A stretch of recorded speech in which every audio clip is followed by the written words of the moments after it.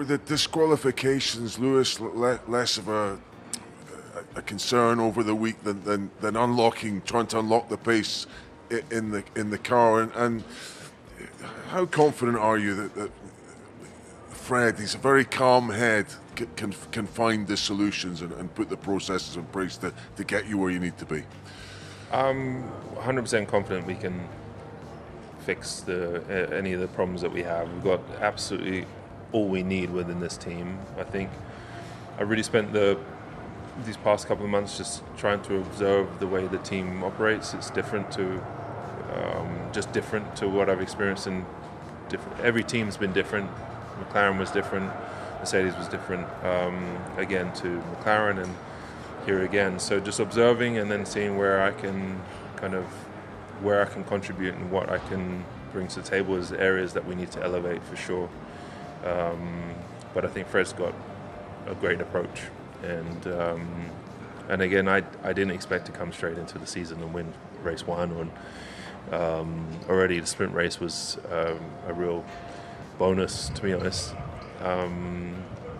This was the first time I actually had done a long run on any of the tires, and then in the race, it's the first time I'd actually driven the C2 tire. So, yeah, I didn't feel too bummed or anything I think those are the times you learn the most as a team, and I was really impressed. It was really interesting to see how the team dealt with it, and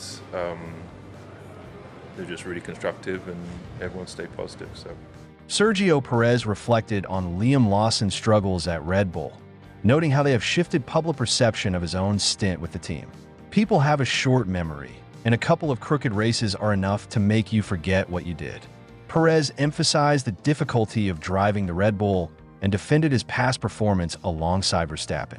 Only now do people understand that my position was not the easiest in Formula One, and that overall I did extremely well.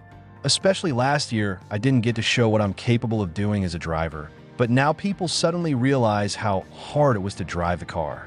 When I joined Red Bull, there had already been exceptional drivers like Alex Albon and Pierre Gasly, who had struggled.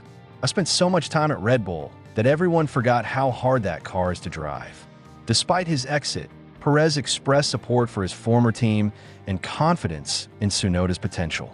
I really want them to do well because I spent 4 years with them and I want them to fight again. It's hard to know what's going on internally because even though I've stayed in touch with some team members, right now I'm outside the team. If you're not inside, it's hard to understand. But in the end, it's easy to say that the machine is 100% difficult to exploit and doesn't give you the necessary confidence. Adrian Newey has also talked about it in the past, but I want to wish them the best. Woody, Richard Wood, is a great friend of mine and is now with Yuki, so I hope they do well. Tsunoda? He has talent and speed, but above all, I think he has the right mentality and attitude.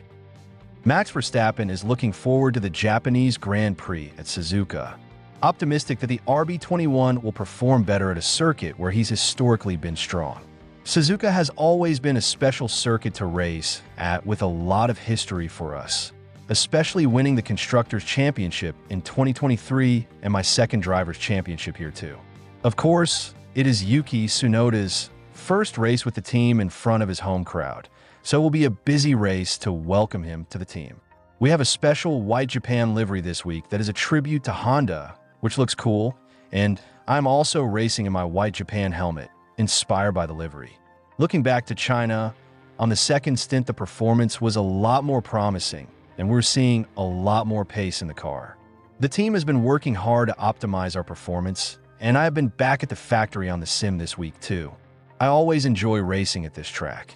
It has a lot of high-speed corners, and one we typically race well at, so hopefully we can bring out the best of the car and improve here this weekend.